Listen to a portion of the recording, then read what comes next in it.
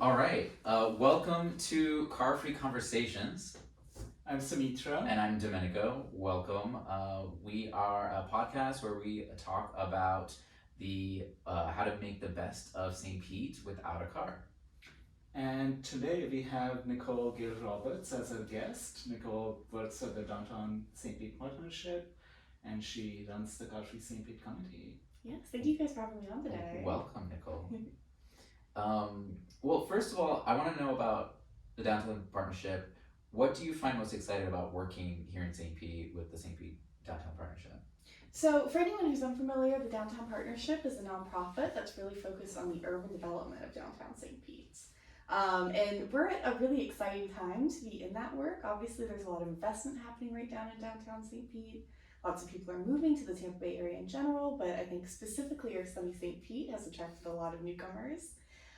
So it's really just exciting in general to be in this here, in this industry, in this moment, and get to have a say in how our city develops as we experience this mass, influx of people. How are we going to build our city to accommodate everybody and make sure that we get to retain all of those things that made us special to begin with? And so you do this through initiatives, through advocacy? Yes. We have a couple different initiatives, obviously Car Free St. Pete being one. We're really interested in that because we see as people come here, not everybody will be able to bring their car, and not everybody will have a car. So we need to make sure there's lots of other options for people to get around our great community. Right. And traffic's already getting bad, so exactly. So we want to give people options to get around, for sure. What are some of the other initiatives apart from Car Free St. Pete that Downtown Partnership takes on? One of the ones we're exploring right now is creating a special assessment area in downtown St. Pete, where property owners would pay into a fund that will allow us to program downtown St. Pete, particularly Williams Park, and just enhance the services we have here. Oh, that's a great program. Yes, it's something that's really common in other downtowns, even in downtown Tampa. They have a system like that, but we just haven't implemented it here in St. Pete. So we think now's the time to do it as we have more and more people moving here. Yeah. Add some amenities for us. Exactly. Yes. It's nice to be living here for a while and seeing St. Pete grow and get to take advantage of some of these amenities that we're getting. We want to talk about the ferry today. Yes. So the Cross-Bay Ferry has been in operation, I guess, kind of on and off since right before the pandemic. Yes, I want to say 2018 maybe. Yeah, a couple years. Yeah. So tell me about it. Who can take it? How, when does it run? How much does it cost? Or if you know all of those things. If you don't, then tell people where to go to find out. Well, I'll tell everybody, check out the Cross-Bay Ferry website for all the particular details. But it's a great service that takes people from downtown St. Pete to downtown Tampa. The pickup point here is like right next to the Noe Hotel, and then in downtown Tampa, it picks you up or drops you off at the convention center. So right in the urban hearts of both communities, it's about a 50-minute ride, so about as long as you would drive if you were taking a car, but it's a much better experience. Yeah. You get to enjoy the views. They have a bar on board with snacks and, of course, alcoholic drinks you can enjoy if you'd like. And it's a great way to kind of get across the bay to go to the Lightning game, just to explore downtown Tampa, and then of course vice versa to get people to come over here to downtown St. Pete. I like that you mentioned the alcoholic drinks. Not that that's what it's always a plus. Well, it's just a nice option, right? Because you could never say that about driving to. No, you could no. If you take the ferry, you can sort of start imbibing. Before you even get to Tampa. You can have a glass of wine and then continue. Well, and it makes it such a better experience, especially if you're just even going with your friends, having to drive in the car and everyone's stressed about traffic and arguing where to go. And no one has to be the designated driver. Right. Exactly. We can all just take the ferry, and you can take bicycles on the ferry, which is a great add-on. Yes. I love that. Yes, the top ticket prices, I know it's $12 each way, so 24 round trip. There's some discounts for seniors and students and military, but to bring a bike on is like an extra $1. It just makes so much sense. Yeah. And so once you get to Tampa, what are some ways to get around once you get to downtown Tampa? Here in St. Pete, obviously our podcast is all about how to get around in St. Pete, and there's options here, but once you get to Tampa, what's the best thing to do once you get there? Well, and I'm glad you asked that, because that's a question we get all the time from people who are interested in taking the ferry. Because like you said, here in St. Pete, it's very walkable, it's very nice. Downtown Tampa could be a little more intimidating. They do have a great streetcar system and great bike lanes, but if you're interested in learning more about this, when the Cross-Bay Ferry returns in the fall, we have partnered up with the Tampa Downtown Partnership to put on a staycation style event, teaching people how they can take the ferry over to Tampa and visit some of the best attractions car-free.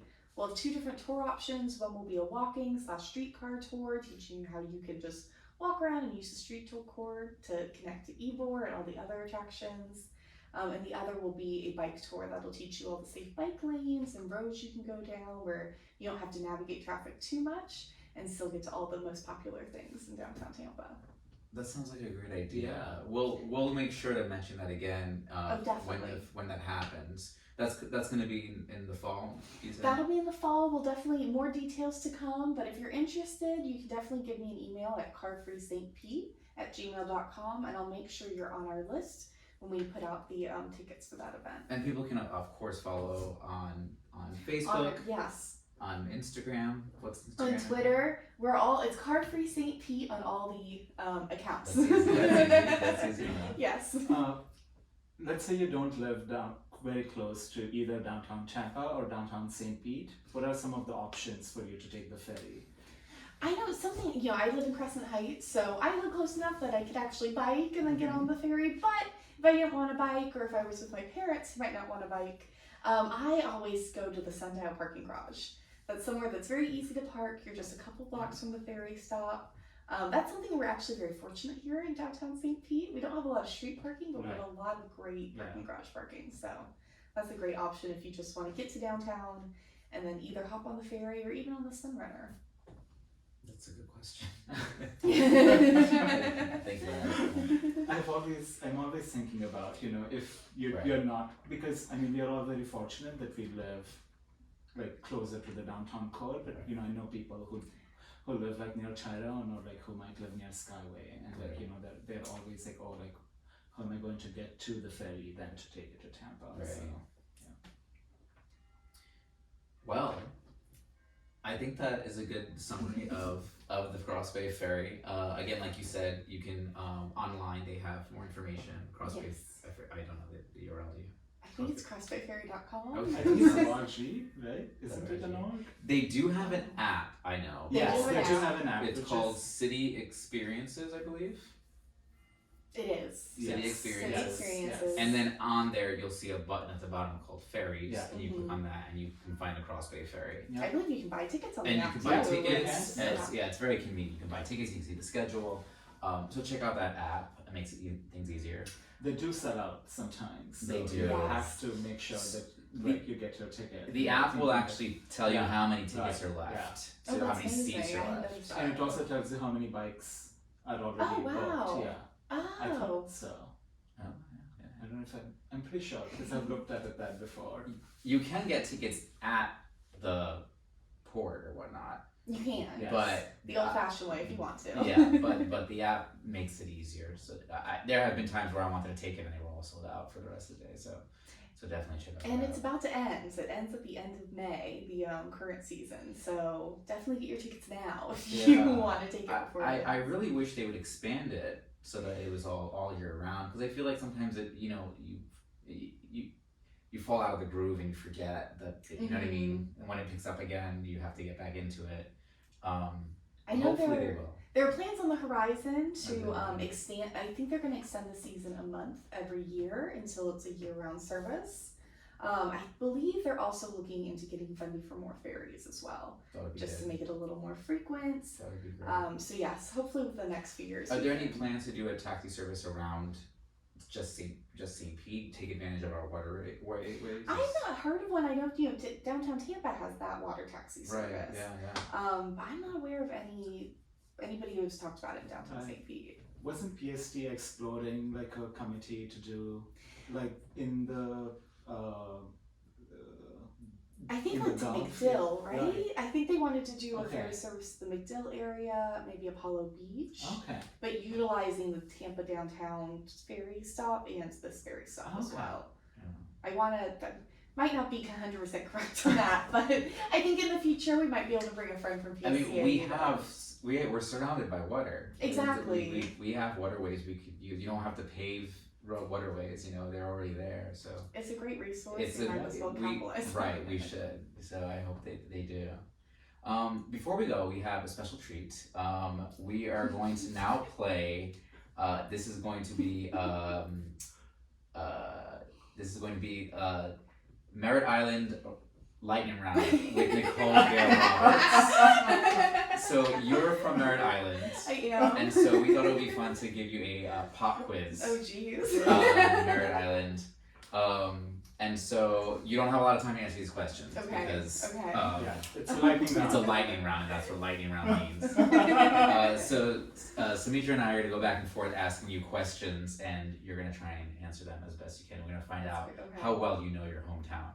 Good. Okay. And for future people who are going to be on our show in the future, don't expect us to do the same thing for you. It's going to be something different. Yes, we will keep switching it. We need to keep everybody on their toes. I do think you should ask everybody about Merritt Island. They would have wanted to listen to this episode, right? If they're that's true. That's true. Yeah. All right. Question number 1. What is the population of Merritt Island? We're very small. I'm gonna say 20,000. That's close. Yeah, that's okay. That's close. It's 34,000. 34. Okay. According to Wikipedia. The construction of what is blamed for the northern part of the Merritt Island being less developed or populated? The barge. Oh, That barge, every day, if you got caught by it, you were an hour late to work or to school. It was a big thing in our community that you had to be careful about the barge. Interesting. Yeah, apparently it split the island. It does. Yeah. Interesting. I learned just from researching these things about Merritt Island before this. All right, Merritt Island. This is a good one. Merritt Island has hosted the largest event in the nation for a particular sport. Really? In the nation. The largest event in the nation. So we already know Nicole's answer. What is the name of that event or the sport? I'm gonna guess Pop Warner football. No. What is it? Do you want to give another guess? It's currently on hiatus, but it was big in the 2000s. It was I know we have a big Little League field. No. No. It is the Kalima Midwinters, and it's a windsurfing event. Oh, well, okay, that makes sense. It happens in March. Yeah, we do have a lot of windsurfers. Yeah, makes sense. Not my sport. What is the name of the dragon who guards the Merritt Island's Dragon Point before she passed away? My family has a boat. We just boated by it the other day. We're taking the tour, but I don't know the name. So her name was Annie. Annie. And there are plans to put a new dragon in there. They say that. They say that. But I couldn't find any updates since 2016 as to what is going on with this new dragon. Yes, they said that my whole childhood. Merritt Island is home to how many parks? I was surprised at how many parks are on this list. We probably have a lot of parks. I'm gonna guess 25. You're close. Really? Yeah. Okay. So I don't know how reliable this answer is because I counted them myself. I counted 19. 19, wow. I figured that you counted them yourselves because I was like, how did he get this number? You guys really did your research. We tried really hard. We had a lot of fun with this one. What's overall elevation of Merritt Island? Oh, I know we're at sea level, so 150 feet. I don't know. No. Way off. It's 3 feet. 3 feet. I should have stuck with my word at sea level. True or false? Pineapple was the first cash crop on Merritt Island. I think false. I think they're oranges. It was pineapples. Oh, that's good and to know. And then a freeze destroyed them all, but the oranges stayed, so they kept it. Because I always hear about the orange fields, but. When did the NASA start purchasing the land around Merritt Island for what would become the Kennedy Space Center? When did they start? In the 40s? I have to give a more specific answer? No. Is that off? It's not the 40. It is not the Is it 40s. the 50? It is also not the 50s. You got this one wrong. Okay. It was in 1962. Really? Oh. We got two more for you. What's the size of the Merritt Island National Wildlife Refuge? Which I was surprised there was one. It's not that big of an island. I know. And how many acres? How many acres is it? Ooh, I know it's large because that's where they have Kennedy Space Center. It's out there. We do have three options. Oh, sorry. do you? Is it Thank 100? you. Is it 140,000, 150,000, or 120,000? I thank you because obviously I'm not good at numbers. I'm gonna go 150,000. 140. 140. Okay. And this is the last one, which is apparently a very contentious issue. Yes. Apparently. Yeah. on Merritt Island. Yeah, he highlighted it. True or false, Merritt Island is technically not an island. I'm so upset for that island. I'm like, what could be that contentious? I feel like we're probably not technically an island. You're correct. Yeah. It's a peninsula. Technically a peninsula. But apparently, that came with a disclaimer that if you ask somebody from Merritt Island, they're not going to say anything. Yeah, it's very funny. So one of the questions that I had in the doc was when was the first bridge that connected Ireland to the land? And then I was like, oh, this doesn't make sense. But like, I think the way it was worded in the research that I was doing was that crossed the Indian River. The crossing River. Okay. So I was like, oh, this question doesn't make sense Wait, after that. All right. Well, thank you, Nicole. This is so much fun. Yeah, of course. Thank And you. we'll have you back on again, of course, at some point. Yeah, and please follow us on all the socials. We are Car Free St. Pete, and keep looking out for our next episodes. Awesome. Thanks for having me on, guys. Yeah. Thanks. Bye. Thank you, Nicole.